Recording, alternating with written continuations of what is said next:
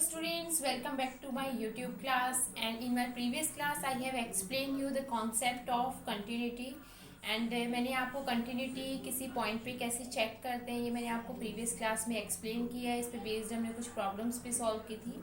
आज मैं उसी कॉन्सेप्ट पे कुछ नए कॉन्सेप्ट्स आपको बताऊंगी। मीन्स कंटिन्यूटी के से रिलेटेड कुछ नए कॉन्सेप्ट्स जो है वो आज हम डिस्कस करेंगे और उस पे बेस्ड कुछ प्रॉब्लम सॉल्व करेंगे। So let's move to my class. Okay students, so we will start with a theorem. If f and g are two functions continuous at a point a, right, these are two functions which are continuous at a point a, then these following will be true. Means f plus g means sum of these two function is also continuous at a, f minus g is also continuous at a, f product g is also continuous at a, f upon g is also continuous at a if G A is not equal to zero. Means G A not equal to zero होना चाहिए। अगर G ए zero हो गया तो फिर ये क्या हो जाएगा, नॉट डिफाइंड फॉर्म हो जाएगा, राइट।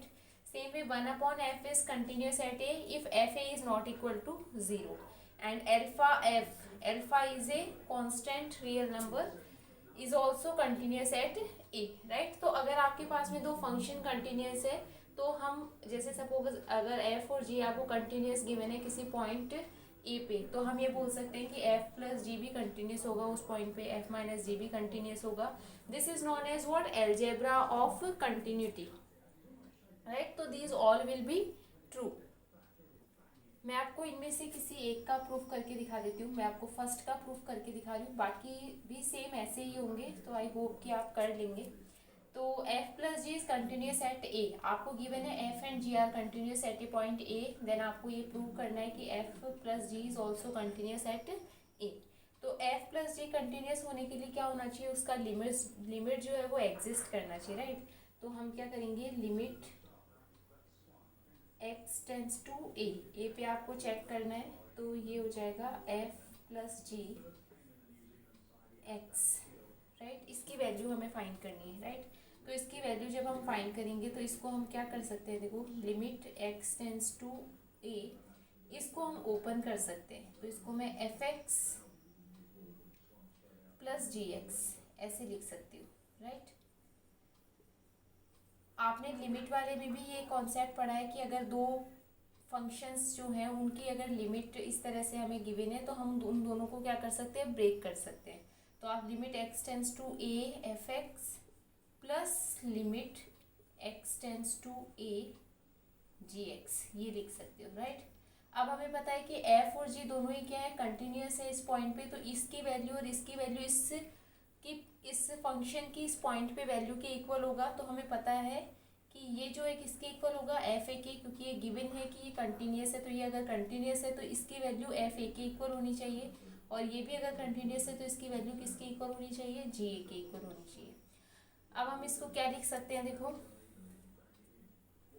एफ प्लस जी ए ये हम लिख सकते हैं। तो आपके पास में यहाँ पे क्या आ गया, देखो limit X tends to A F plus G X, इसकी वैल्यू हमारे पास किसकी इक्वल आ गई, इसके इक्वल आ गई, और इसके इक्वल आ रही है तो ये क्या हो जाएगा, कंटिन्यूस हो जाएगा, राइट। इसका सेकंड थ्योरम हम ले रहे हैं। सेकंड थ्योरम में क्या है, if F and G are two functions such that fog is defined, right. Fog क्या है, F O G, composition of these two functions f o g is defined, right। if g is continuous at x equal a and f is continuous at g equal a, g a, show that f o g is continuous at x equal a, right। अब मैं आपको एक चीज बताना चाहती हूँ कि जब हमने फर्स्ट चैप्टर में हमने जब मैंने आपको एफ ओ जी जब एक्सप्लेन किया था तो मैंने आपको बताया था कि ये तभी डिफाइंड होता है, जो एफ ओ जी है वो तभी डिफाइंड होगा जब जी जो है उसका रेंज, इसका जो रेंज है वो सबसेट होना चाहिए इसके डोमेन का, राइट। जो जी का जो रेंज है वो किसका सबसेट होना चाहिए, एफ के डोमेन का, तभी एक फंक्शन जो है वो इसमें जो कंपोजिशन ऑफ फंक्शन है वो डिफाइन होगा। तो कंपोजिशन ऑफ फंक्शन के डिफाइन होने के लिए हमारे पास में कंडीशन क्या होती है कि जी का जो रेंज है, range of G, range of G should be subset of domain of F. इसका वो क्या होना चाहिए, सबसेट होना चाहिए, तभी वो फंक्शन डिफाइन होगा। तो हमें गिवन है कि फंक्शन डिफाइन है, इसका मतलब रेंज ऑफ जी जो है वो सबसेट है किसका, डोमेन ऑफ एफ का। क्लियर। और अगर वो उसका सबसेट है तो इसका मतलब क्या हो गया कि जो जी एक्स है वो किस में बिलोंग करेगा, डोमेन ऑफ एफ में।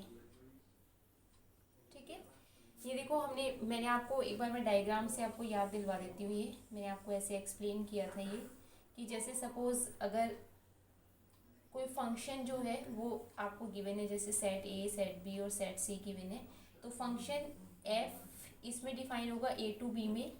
और अगर फंक्शन इसमें भी ये डिफाइन है फंक्शन जी, अगर एक फंक्शन एफ जो है यहाँ से इसमें डिफाइन है और जी जो है वो इससे इसमें डिफाइन है, तो एफ और जी जो है वो इससे इसमें डिफाइन होता है।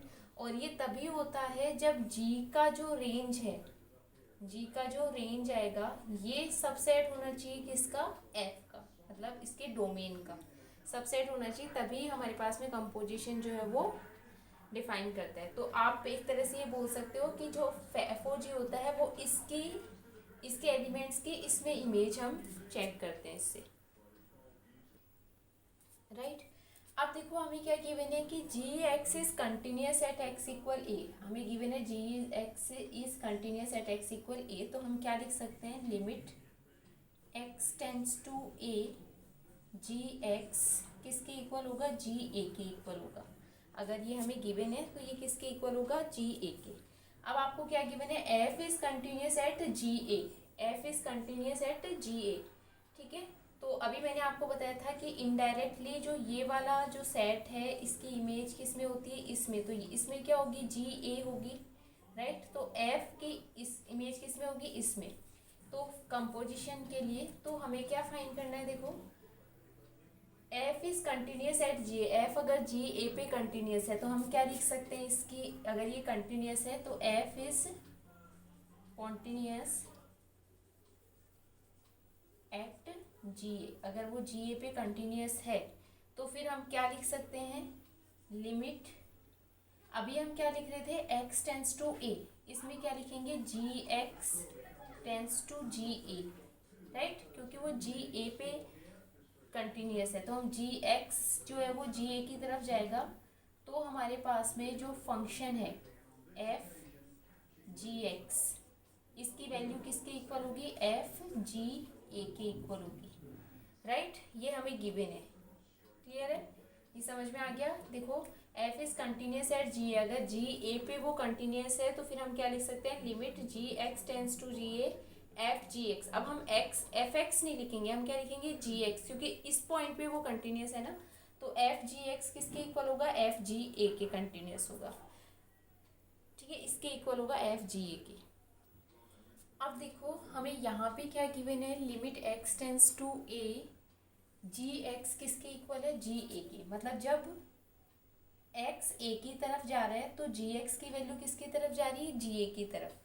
क्या आप ये बोल सकते हो कि जब जी एक्स जो है वो जी ए की तरफ जा रहा है तो एक्स की वैल्यू किसके इक्वल होगी, ए के इक्वल होगी।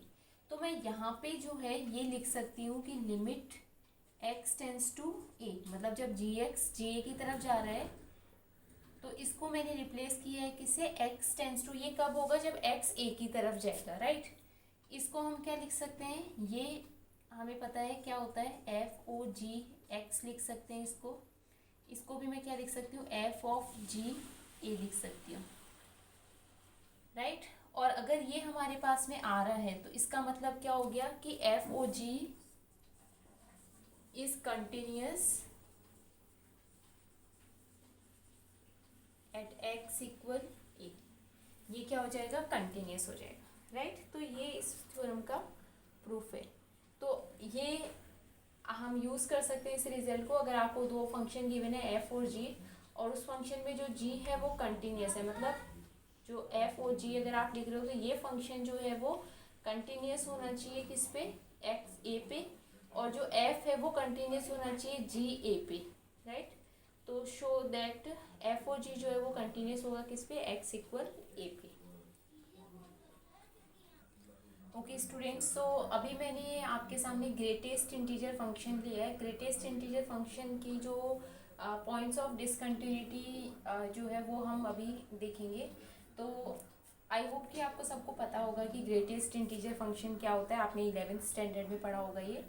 फिर भी मैं एक बार रिवाइज कर देती हूँ कि ग्रेटेस्ट इंटीजर फंक्शन क्या होता है स्टूडेंट्स। ग्रेटेस्ट इंटीजर फंक्शन जो है उसकी value always less than equal to X होती है, राइट।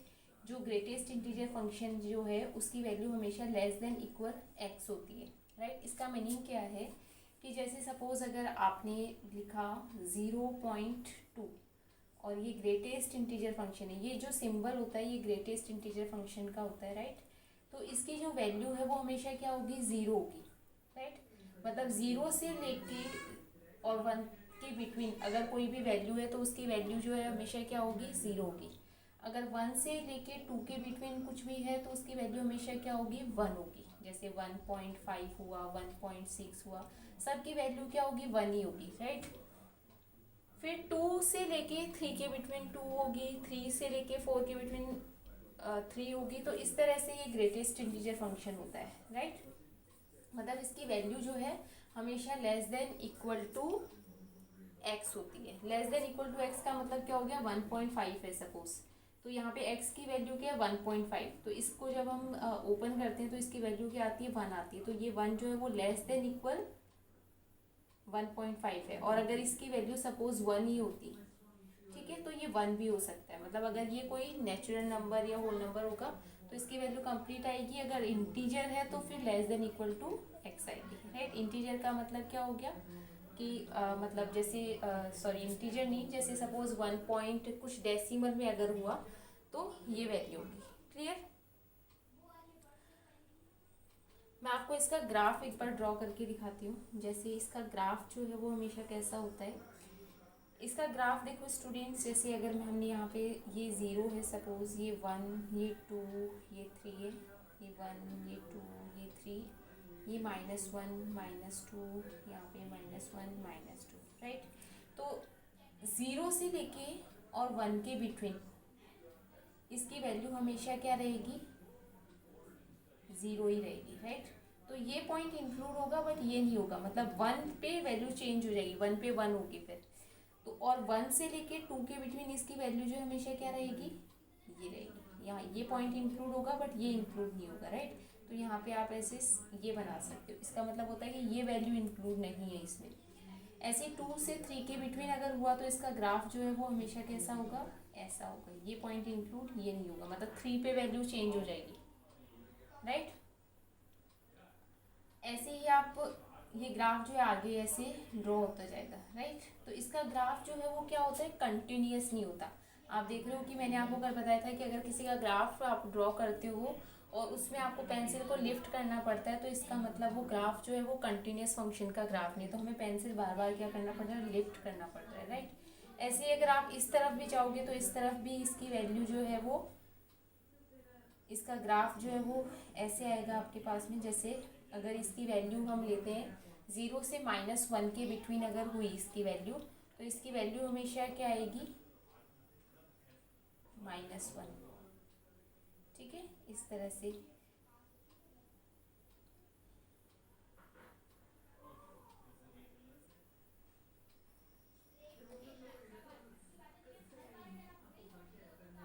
मैं यहाँ पे आपको एक चीज़ और बताना चाहती हूँ कि जैसे अगर सपोज हमारे पास में -1.5 हुआ तो अगर नेगेटिव है तो मैंने आपको क्या बताया था, इसकी वैल्यू हमेशा लेस देन इक्वल एक्स होती है।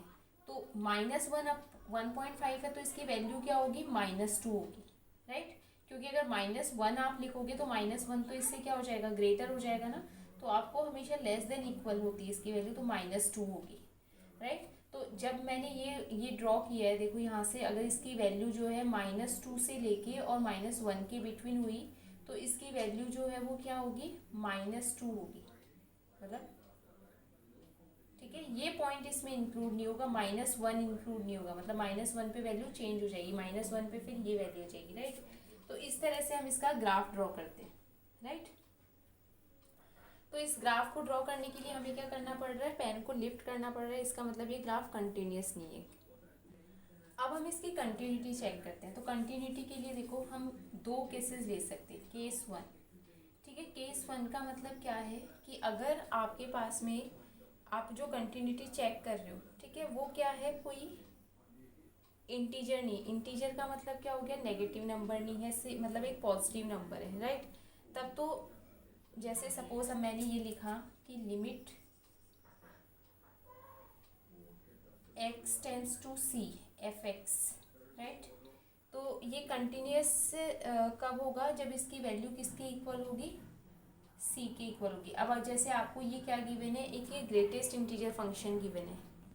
तो अगर मैं इसमें फंक्शन हम लिखे तो limit x tends to c, ये आपको फंक्शन क्या गिवन है, ग्रेटेस्ट इंटीजर फंक्शन। तो ग्रेटेस्ट इंटीजर फंक्शन क्या होता है, ये अगर इसकी वैल्यू c की तरफ जा रही है, c का मतलब क्या हो गया, जैसे अगर सपोज 2 है, 3 है, 4 है, तो उसकी वैल्यू क्या हो जाएगी, c के ही इक्वल हो जाएगी, ठीक है। मतलब आप जो भी गिवन है, जैसे अगर 1.5 है सपोज, तो हम यहाँ पे क्या लिखेंगे 1.5, और आप उसकी वैल्यू फाइंड कर लो फिर उसके ऊपर। तो ग्रेटेस्ट इंटीजर फंक्शन जो भी है उसके इक्वल होगी उसकी वैल्यू, राइट। लेकिन अगर आपको अब जैसे हम यहाँ से अगर देखें तो आप देखो कि अगर c यहाँ पे अगर जैसे सपोज मुझे 2 पे चेक करनी है कंटिन्यूटी, तो 2 से लेके और यहाँ तक तो वैल्यू हमेशा क्या रहेगी, 2 ही रहेगी। लेकिन अगर आप मतलब राइट साइड में जब जाओगे तब तो वैल्यू उसकी क्या रहेगी, 2 ही रहेगी। लेकिन अगर आप इसके लेफ्ट साइड में जब आओगे तो लेफ्ट साइड में क्या हो रहा है कि जैसे इसकी वैल्यू जो है वो क्या हो जाएगी, उससे एक कम हो जाएगी। मतलब जैसे अगर 2 है तो उसकी वैल्यू अगर जैसे 1.9 है तो उसकी वैल्यू क्या हो जाएगी, 1 हो जाएगी, समझो। मतलब लेफ्ट हैंड साइड में जाने पे उसकी वैल्यू किसके इक्वल हो रही है, c-1 पे। तो आप एक तरह से ये बोल सकते हो कि limit x tends to c minus of f(x), इसकी वैल्यू तो किसके इक्वल होती है, c-1 के इक्वल होती है। और limit x tends to c plus की तरफ जब हम जाते हैं तो f(x) इसकी वैल्यू किसके इक्वल होती है, c के इक्वल होती है। तो इससे ये फंक्शन जो है वो कंटिन्यूस नहीं होता। आई होप कि आपको समझ में आ गया होगा कि आप अगर ग्राफ के थ्रू भी देखो तो इस तरफ जाने पे इसकी वैल्यू क्या हो जाती है, इंक्रीज हो जाती है। अगर मैं जैसे सपोज एग्जांपल लूँ कि जैसे 2.2 का एग्जांपल लेते हैं, तो इस तरफ जब भी जैसे जैसे जैसे आप जाओगे तो इसकी वैल्यू जो है वो 2 ही रहेगी, 2.9 तक ऑलमोस्ट इसकी वैल्यू क्या रहेगी, 2 ही रहेगी। लेकिन अगर मैं इस तरफ आऊँ इसके, जैसे अगर 1.9, तो इसकी वैल्यू चेंज हो जाएगी, क्या हो जाएगा, 1 हो जाएगी। मतलब c-1 एक कम हो जाएगी उससे, तो वैल्यू क्या हो रही है, चेंज हो रही है इसकी। तो इसका मतलब ये फंक्शन जो है वो कंटिन्यूस नहीं होता है। क्लियर।